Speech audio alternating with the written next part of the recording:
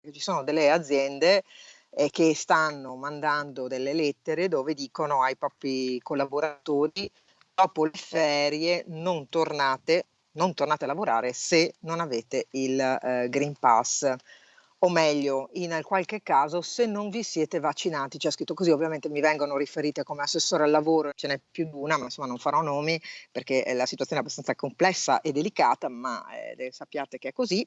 Le parole dell'assessore regionale al lavoro nella nostra diretta di ieri e lo scenario di uno scontro sociale all'orizzonte. Se l'obbligo vaccinale esiste per sanitari e da pochi giorni anche per docenti e personale scolastico, manca una decisione su dipendenti di aziende e fabbriche. Per questo, richieste come quelle raccontate a Donazzan non sono possibili. I sindacati confermano che segnalazioni di questo tipo sono già a loro conoscenza e il commento è chiaro. Al momento questa richiesta è impossibile, è inaccettabile. Il governo ha il compito e anche la responsabilità di decidere se deve essere obbligatorio il vaccino o meno.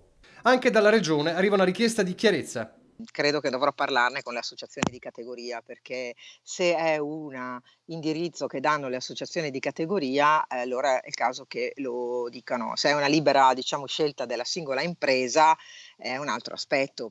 Io sono abbastanza preoccupata da questo tipo di conflitto sociale che si sta generando. Resta il nodo la necessità di un maggior numero possibile di vaccinati per ripartire in sicurezza, da coniugare con la tutela dei posti di lavoro. Per la CGIL l'unica vera arma resta la sensibilizzazione in attesa di decisioni che solo la politica può prendere. Al di là che sia utile, anzi importantissimo fare il vaccino per mettersi in sicurezza e per mettere in sicurezza le persone più deboli e più fragili, ci sono, come dire, compiti specifici del governo e del Parlamento, che è quello di fare le leggi, e i rimanenti cittadini le devono applicare, siano datori di lavoro o lavoratori.